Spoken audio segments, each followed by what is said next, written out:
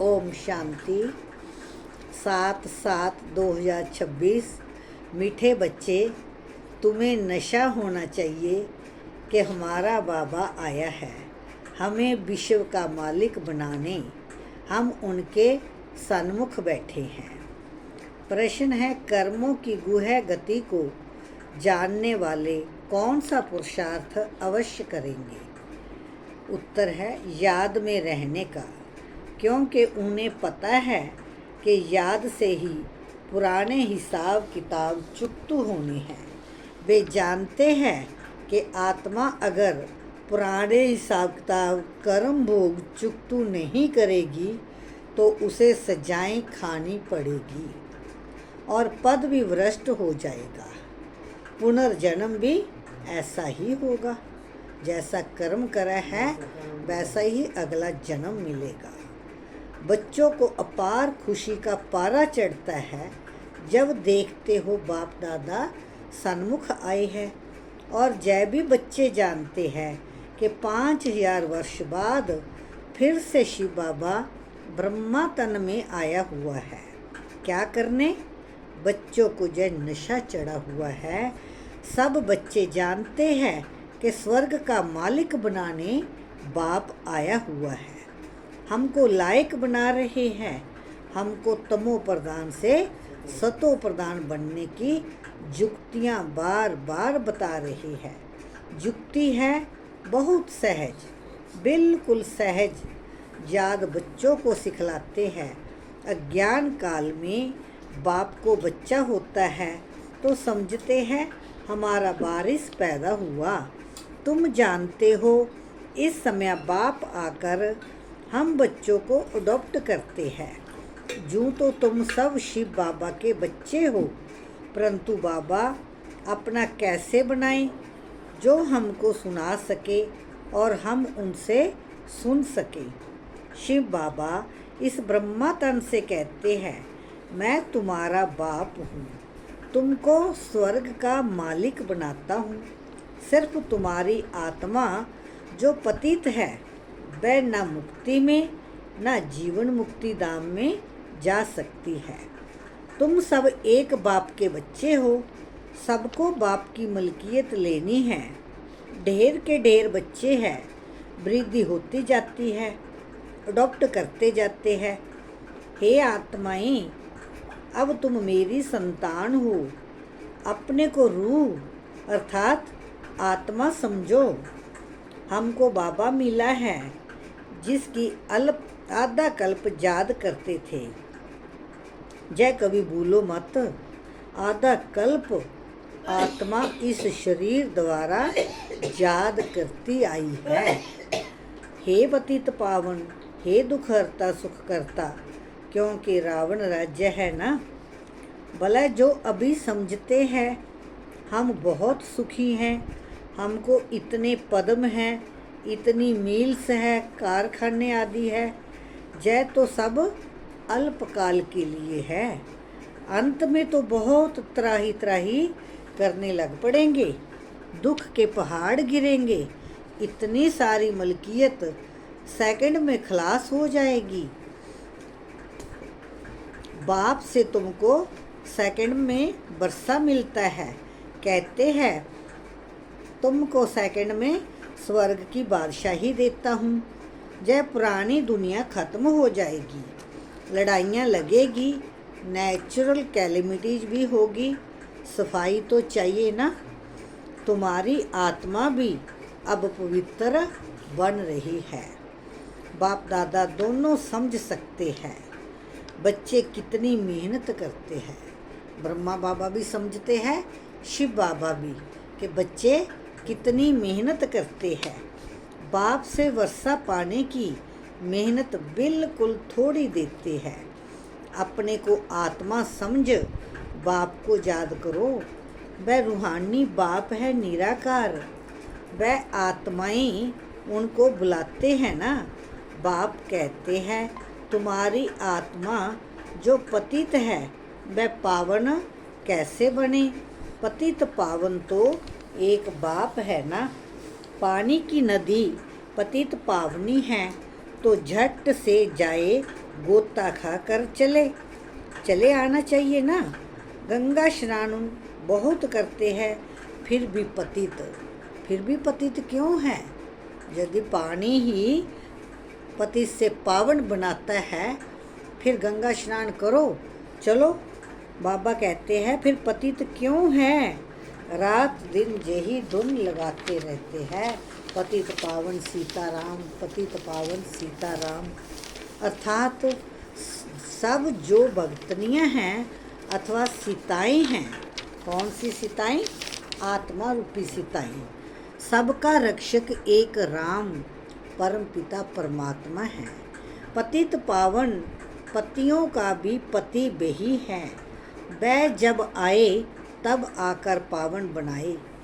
तो अब बाप कहते हैं मेरी श्रीमत पर तुमको चलना है और किसी की मत पर ना चलो।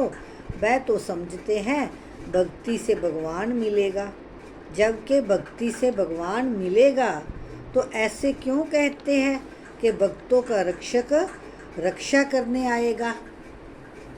कहाँ से आएगा? बाबा कहते हैं भक्तों पर क्या आपदा पड़ी है जो रक्षा करेगा?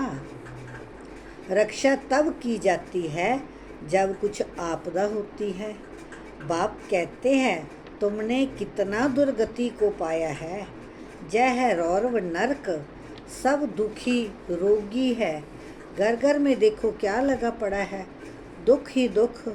इसलिए पुकारते हैं बाबा हमारे दुख हरो, सुख दो। भारत में ही सदा सुख था, अब दुख है। भारत की ही बात है और खंड तो है ही अलग। वह तो आते ही बाद में है। कोई 60 जन्म, कोई इनसे भी कम जन्म लेते हैं। 84 जन्म देवता धर्म वाले ही लेते हैं। तो इस हिसाब से आधा कल्प के बाद जो आएंगे उनको 84 से आधे जन्म लेने पड़ेंगे। ऐसे नहीं कि सब 84 का चक्कर खाते हैं। मनुष्यों को तो जो आता है सो बोल देते हैं। अब तुम बच्चे बाप द्वारा अविनाशी ज्ञान रत्नों की झोली भर रहे हो। रतन तो बहुत वैल्यूबल है। बाप समझाते भी बहुत सहज है। बाप कहते हैं तुम बुलाते आए हो, हे पतित पावन आकर हमें पावन बनाओ। तो बाप आए हैं। अब तुम समझते हो हम पावन बनेंगे तो स्वर्ग के मालिक बनेंगे। शिव बाबा हमको पत्थर बुद्धि से पारस बुद्धि, पत्थर नाथ से पारस नाथ बनाने आए हैं। भक्ति मार्ग के चित्र सब पत्थरों के बने हुए हैं। पत्थरों से माथा मारते हैं। बाप कहते हैं तुम भला कितनी भी मेहनत करो, फायदा कुछ भी नहीं होना है। आगे तो तुम बलि चढ़ते थे, फिर भी क्या फ़ायदा हुआ? करके देवी का दीदार होगा। फिर जैसे के तैसे पतित पावन बाप आते हैं एक बार संगम पर। सतयुग में तो भक्ति मार्ग की बातें होती ही नहीं। बाप तो कहते नहीं कि गला काटो जय करो। भक्ति मार्ग में अनेक प्रकार से क्या क्या करते हैं। आगे देवियों पर मनुष्यों की बलि चढ़ाते थे। बाप कहते हैं तुम सुधरेले थे तो देवता थे, अब कितने पत्थर बुद्धि बन पड़े हो। तुमको स्वर्ग की बादशाही दी थी, कितने सोने हीरे जवाहरातों के महल थे, अथाह धन था ना। वह क्या किया? अब तुम कितने दुखी हो पड़े हो। तुम असल देवी देवता धर्म के थे ना, अब सिर्फ तुम रोज तमो में आए हो। तुम तो देवता धर्म के थे, फिर अपने को हिंदू क्यों कहलाते हो? और सब धर्म वाले अपने अपने धर्म को ही मानते हैं। धर्म तो एक ही होता है ना। मुसलमानों का मुस्लिम धर्म, क्रिश्चियन का क्रिश्चियन धर्म चला आता है। तुमको क्या हुआ? तुम बहुत सुखी पवित्र संपूर्ण निर्विकारी थे, अभी कितने विकारी बन पड़े हो किसी को पता ही नहीं। बरोबर हम संपूर्ण निर्विकारी थे, फिर संपूर्ण विकारी कैसे बने? 84 जन्म लेते सतों से तमो बने, अब बिल्कुल ही तमो प्रधान पतित है। सतयुग से कलयुग जरूर आना है, सब धर्मों को सतो रजो तमो में आना ही है। वृद्धि को पाना है, तुम भी झाड़ में हो ना। झाड़ माना सृष्टि। तो बाबा क्या कहते हैं, झाड़ में देखो अंत में ब्रह्मा खड़ा है। झाड़ के ऊपर चोटी में ब्रह्मा ही 84 जन्म ले जाकर अंत में खड़ा है। तुम भी जो नीचे ब्राह्मण बैठे हो, वे ही फिर अंत में पतित शूद्र बने हो। फिर नीचे राजयोग सीख रहे हो, तुम भी शूद्र थे, अब ब्राह्मण बने हो। यह बड़ी समझने की बातें हैं। अभी झाड़ में बहुत अच्छी समझानी है। अभी तुम राजयोग की तपस्या कर रहे हो, तुम्हारा ही यादगार खड़ा है। जय चैतन्य दिलवाड़ा मंदिर वह जड़ सतयुग में जय नहीं था। इस समय तुम अपना यादगार देखते हो। तुम प्रैक्टिकल में सच्चे सच्चे दिलवाड़ा मंदिर में चैतन्य में बैठे हो।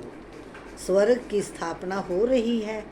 फिर स्वर्ग में आएंगे तो जय मंदिर आदि कुछ भी होंगे नहीं। जय मम्मा बाबा और हम सब बच्चे बैठे हैं ना, हू बहू जय तुम्हारा मंदिर है।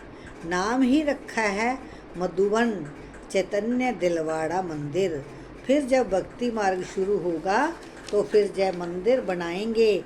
बाप ने तुमको बहुत धनवान बनाया था, तो तुम ही फिर उनका मंदिर बनाते हो। शिव का मंदिर एक नहीं बनाते हैं, सब बनाते हैं, जथा जोग्या जथा शक्ति। तुम जानते हो हम पूज्य थे, फिर द्वापर में पुजारी बने हैं।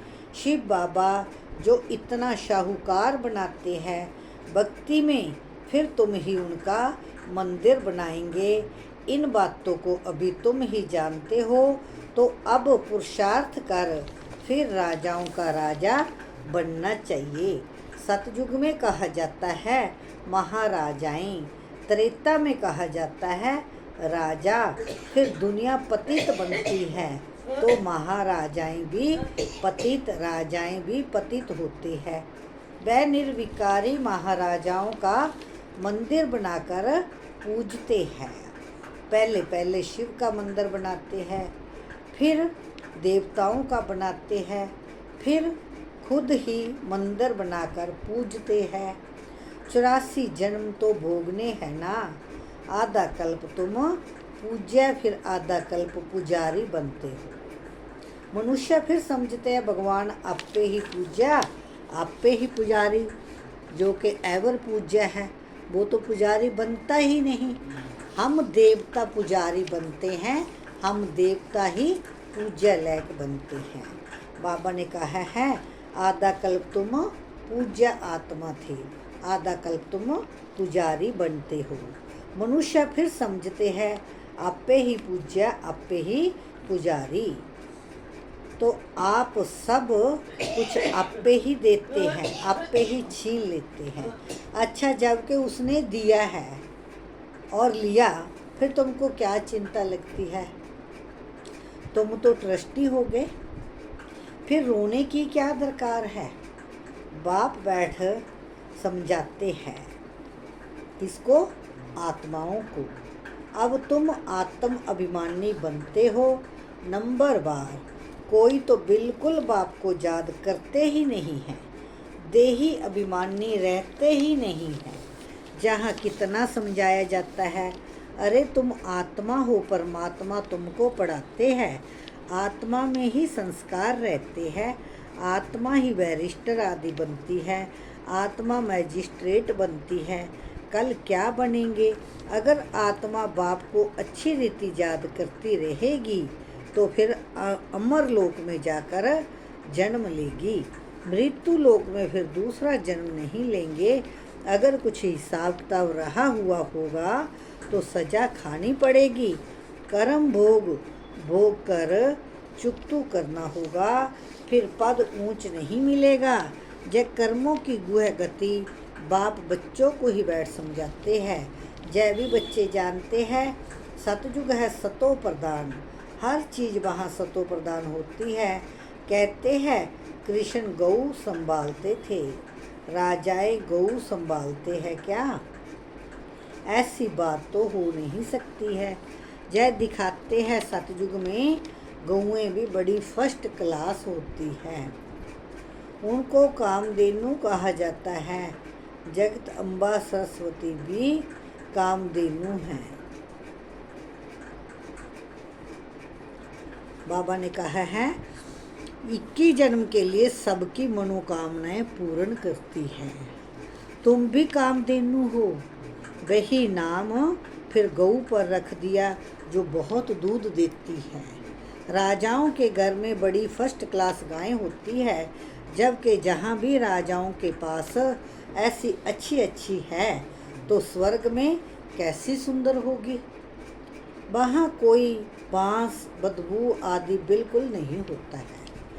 अब बाप बच्चों को कहते हैं कि मैं आया हूँ तुमको गुलगुल बनाकर साथ ले जाऊँगा। मुझे बुलाते ही है, हे पतित पावन आओ, पतित दुनिया पतित शरीर में आओ। जय है पतित वह है पावन फरिश्ता। बेंट दिखलाते हैं तुम भी पति से ऐसा पावन फरिश्ता बनेंगे। सतयुगी देवताओं को डिटी कहते हैं सूक्ष्म वतनवासी फरिश्ते। अब तुम फरिश्ते पवित्र बनते हो। बाप कितनी सहज शिक्षा देते हैं। जहाँ जब आते हैं तो कोई भी बाहर वाले मित्र संबंधी घर घाट धंधा दौरी आदि याद नहीं करना। बाप के सन्मुख आए हो ना, जहाँ आए ही हो योग की कमाई करने, तो इसमें लग जाना चाहिए।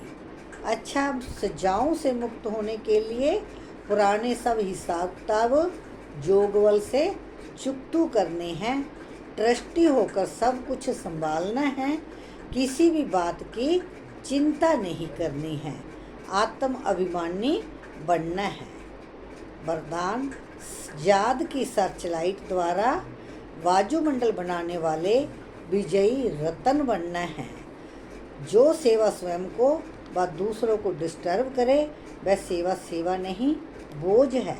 इसीलिए हल्के होकर सेवा करनी है, आत्म अभिमानी बन करके।